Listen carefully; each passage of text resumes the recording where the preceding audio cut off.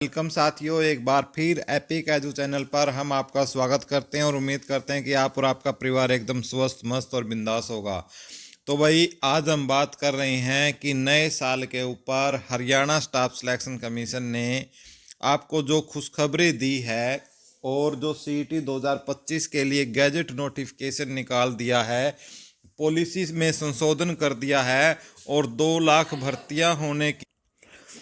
तो 2 लाख भर्तियों पर बात करेंगे, कितनी भर्तियां आएंगी, सीटी 2024-25 का एग्ज़ाम कब होगा और जो पूरा का पूरा नोटिफिकेशन है, ठीक है, पूरे नोटिफिकेशन को हम समझने का भी प्रयास करेंगे कि क्या आपके नोटिफिकेशन में है। पूरी पॉलिसी को समझने की कोशिश करेंगे और ग्रुप सी के बचे हुए एग्ज़ाम कब होंगे, वो जो नोटिफिकेशन है सरकार ने निकाला है उस पर हम देखेंगे कि सरकार कब वो एग्ज़ाम ले रही है।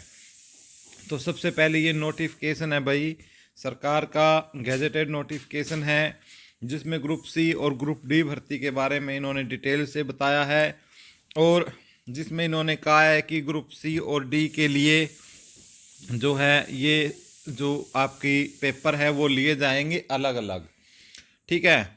और इन्होंने बताया है कि डायरेक्ट अप्लीमेंट होगी ग्रुप सी की पोस्ट जिसमें शामिल है पुलिस की service, prisons and home guards, ठीक है। और जो एक्सक्लूड किए गए हैं यानी जिनके लिए सीटी की ज़रूरत नहीं होगी, वो जो भी टीचिंग पोस्ट है, वो जो एक्स अग्निवीर है, वो ग्रुप डी पोस्ट उनके लिए भाई, जो किसी डिपार्टमेंट में जिनकी मैट्रिकुलेशन वगैरह जो एक्ट के तहत, दो इस एक्ट के तहत आते हैं, 5/2018 के तहत आती है, तो उनके लिए ये बोला गया है। उसके बाद ये कुछ डेफिनेशन इन्होंने दी है, ये पीडीएफ आप ले सकते हो, हमारे टेलीग्राम चैनल से ले सकते हो। टेलीग्राम चैनल का नाम है एपिक एजू। इसके लिए करना क्या है, आपको लिंक डिस्क्रिप्शन में भी मिल जाएगा या एपिक एजू लिखकर आप टेलीग्राम पर सर्च कर सकते हो। वहाँ पर आपको एपिक एजू के 2 चैनल मिलेंगे, एक में यहाँ पर दोनों तरफ गुलाब के फूल लगे होंगे, ये वाला आपको ज्वाइन कर लेना है। इसमें सारी जितनी भी पीडीएफ वगैरह जो होती है इसी में हम डालते हैं और वहाँ से खुद आप लेकर पढ़ सकते हो। और इस एपिक एजू में आपको हम स्टडी पीडीएफ नोट्स फ्री में प्रोवाइड करते हैं, तो यहाँ से आप उसको ज्वाइन कर सकते हो और ये सारी चीज़ें पढ़ सकते हो। तो जो क्वालिफिकेशंस हैं आपको पता ही है, जो ग्रुप सी के लिए और जो डी के लिए है वही क्वालिफिकेशन इसके अंदर रहने वाली है। और भारत का नागरिक होना चाहिए, ये सब चीज़ें जो है आपको पता ही है, इन बातों का तो क्या बताना। मेन आता है भाई आपका सिलेबस क्या होने वाला है। आपका इसमें 25% आपका क्या होगा, यानी 25% आपके होंगे हरियाणा जीके के, जैसे पहले था सेम ऐसे ही। बाकी आपका जो 75% है उसमें आपकी GK, reasoning, math, English, Hindi, computer सब आ जाएगा इसमें, ठीक है। और इसमें जो लेवल है, डिफ़िकल्टी लेवल की बात करें भाई, जो सी का पेपर है उसमें +2 तक लेवल तक के, ठीक है, +2 तक के जो क्वेश्चन हैं वो पूछे जाएंगे। तो इसलिए एक संदेह अब यहाँ पर हो गया है कि जो मैथ है भाई, अब वो मैथ में आपके कहीं जैसे पहले इंटीग्रेशन डिफरेंशिएशन पूछते थे वो ना आ जाए, तो थोड़ा सा ये डाउट है, ये एचएसएससी को बच्चों का क्लियर करना पड़ेगा, ठीक है। और साथ के साथ जो भी सभी है उसमें 10+2 इक्वलेंट आपका लेवल का पेपर आपका बनाया जाएगा। और जो डी का पेपर है भाई वो 10th बेस आपका बनाया जाएगा। और इसमें लिखा है provided that Hindi and English shall be matric level, ठीक है। हिंदी और इंग्लिश है जो वो 10वीं के लेवल की आएगी आपकी दोनों ही एग्ज़ाम में। तो इसलिए साथियों ये चीज़ है कि साथ में ये मैथ को भी डिस्क्राइब कर देते तो बहुत अच्छा होता। तो इसलिए हमने क्या है, इस चीज़ के लिए आवाज़ उठानी पड़ेगी, वरना एचएससी यदि खुद एग्ज़ाम लेगी, देखो यदि एनटीए ने एग्ज़ाम लिया तो कोई दिक्कत नहीं, लेकिन एनटीए ने क्या है भाई, ये घोषणा पहले ही कर दिया है कि कोई भी वो कंपटीशन एग्ज़ाम अब नहीं ले रही, वो सिर्फ AIEEE और IIT के एग्ज़ाम है वही एग्ज़ाम लेने वाली है। तो ये मैं उसके पास समय नहीं है, तो इसलिए एचएसएससी खुद कराएगा। और जब खुद कराता है तो एचएससी क्या पंगे करता है आपको पता ही है एचएसएससी का। रजिस्ट्रेशन की बात है भाई, आप रजिस्ट्रेशन है, फैमिली आईडी होनी चाहिए आपके पास, आधार कार्ड होनी चाहिए, बीसी जो सर्टिफिकेट है, ठीक है, नए वो होने चाहिए, वो सब चीज़ें हैं आप इसमें पढ़ सकते हो। जो फीस की बात है इम्पोर्टेंट, फीस को इन्होंने दो तरीके से बांटा है, एक तो हरियाणा के निवासी, एक हरियाणा के जो निवासी नहीं है वो। और हरियाणा के निवासियों में भी दो, भाई जिनके पास परिवार पहचान पत्र है या आधार नंबर है, और जिसके पास परिवार पहचान पत्र नहीं है या आधार नंबर नहीं है परिवार पहचान पत्र का वो। इसी प्रकार जो बाहर के व्यक्ति है उनके लिए भी सेम आधार नंबर से उनको लिया है। अब जिनकी यदि यदि मेल कैंडिडेट है जनरल कैटेगरी के, यदि उनकी परिवार पहचान पत्र है तो फीस लगेगी स्टैंडर्ड रेट का 50%। ये स्टैंडर्ड रेट भी मैं आपको बताऊंगा क्या। और यदि हरियाणा से बाहर के हैं तो 50%, यदि उनके पास आधार नंबर है तो 50% स्टैंडर्ड रेट का, नहीं है तो स्टैंडर्ड रेट लगेगा। अब मेल कैंडिडेट है जो एक्स सर्विसमैन है तो वही, ये परिवार पहचान पत्र है पी है तो आपके पास 50% स्टैंडर्ड रेट का स्टैंडर्ड रेट, और इसी प्रकार से। ठीक है, फीमेल कैंडिडेट है चाहे जनरल की हो चाहे रिजर्व कैटेगरी की हो, तो इसमें यदि परिवार पहचान पत्र बना हुआ है तो 25% लगेगी उनकी स्टैंडर्ड रेट की, वरना 50% लगेगी स्टैंडर्ड रेट की, 50% स्टैंडर्ड रेट की और स्टैंडर्ड रेट। तो इस प्रकार आप अपनी अपनी इसमें आप पढ़ सकते हो।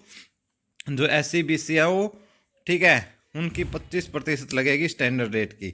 अब स्टैंडर्ड रेट क्या है भाई, इनका 1000 है इस बार। ठीक है, यानी मैं बात करूं SC की या BC की, इनकी कितनी लगेगी, इन्होंने दिया 25%। 25 का मतलब 1/4 किसकी, 1000 की। ठीक है, कितने हो गए भाई, 250 रुपये, यानी इतनी फीस आपकी रहने वाली है। ठीक है, तो फीस समझ गए होगे आप, स्टैंडर्ड का मतलब यही। ठीक है, और सीट एग्जामिनेशन इन्होंने ग्रुप C से संबंधित ये कुछ नियम दिए हैं, तो आप पढ़ सकते हो इनको। और इसी प्रकार ये D से संबंधित इन्होंने कुछ नियम इसमें देकर हमने समझाने की कोशिश की है। इसके अलावा यदि हम बात करते हैं इनकी प्रोसेस के बारे में, है process for recruitment of group C exam, कि भाई इन्होंने बता दिया कि भाई हम इसके लिए पहले CET पर ही लेंगे, उसके बाद मैन लेंगे, और मैन का सिलेबस है वो हम डिफाइन कर देंगे, एजुकेशन क्वालिफिकेशन के हिसाब से वो सिलेबस होगा। तो ये चीज़ें इसमें इन्होंने बताई है। ठीक है, तो ये सारी चीज़ें हैं।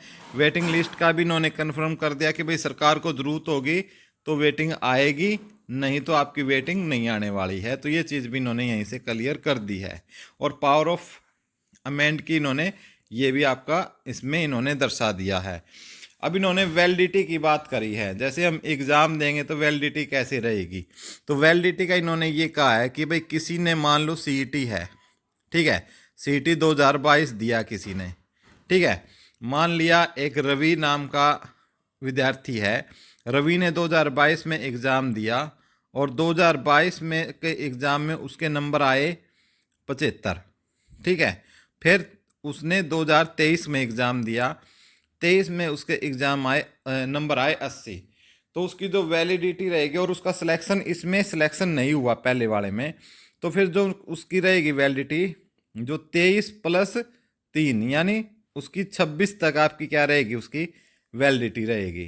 ठीक है, इस प्रकार से वैलिडिटी के बारे में इन्होंने, इसी प्रकार मान लेते रवि क्या है, रवि की मैं ले लेता हूँ अनादर एक और, कि रवि है, ठीक है, ये रवि ही है, इसने 2022 में पेपर दिया, इसके नंबर थे आपके कितने, 80। और इसी प्रकार इन्होंने 2023 में पेपर दिया, इसके नंबर आए 75। तो अब जो इसके मैक्सिमम मार्क 22 में थे, तो 22+3 ईयर तक जो चलेगी, ये वैलिडिटी उसकी कितनी रहेगी, आप देख सकते हो यहाँ पर 2025 तक की वैलिडिटी उसकी रहने वाली है, और यहाँ पर उसकी कितनी रहेगी, 2026 तक की। ठीक है, तो ये एक्सप्लेनेशन है इस चीज़ को लेकर। अब बात कर लेते हैं जो बचे हुए टेस्ट हैं जो अभी तक इन दिन के पेपर नहीं हुए हैं। ठीक है, तो उसके लिए भी HSSC ने नोटिस निकाल दिया है, तो आप देख सकते हो ये नोटिस, ये भी हमने अपने टेलीग्राम चैनल पर डाल दिया है। और टेलीग्राम चैनल पर आपको एपिक एजू लिख कर सर्च कर लेना है, या लिंक डिस्क्रिप्शन में भी है, वहाँ से जाकर भी आप पढ़ सकते हो। इन्होंने लिख दिया है इसके अंदर। तो इन्होंने भाई उनको बताया है कि जो स्किल टेस्ट या रिटर्न जो होने थे टेक्निकल कारणों से पहले exam Haryana staff selection commission नहीं ले पाया, लेकिन इन्होंने कहा कि अब जल्दी ही इसको हम फाइनलाइज कर देंगे। जैसे ये फाइनलाइज होते हैं आपको आयोग की वेबसाइट पर 1-2 दिन में आपको देखने को मिल जाएंगे। तो भाई बहुत ही बड़ी खुशखबरी है। जो अब तक तैयारी नहीं कर रहे थे इनकी, तो वो अपनी तैयारी स्टार्ट कर दीजिएगा और आपके पास जॉब लेने का सुनहरा अवसर है। तो ये अपडेट थी भाई आज की। उम्मीद करते हैं आपको अच्छी लगी होगी। अच्छी लगी हो तो वीडियो को ज़्यादा से ज़्यादा लाइक और शेयर ज़रूर करें।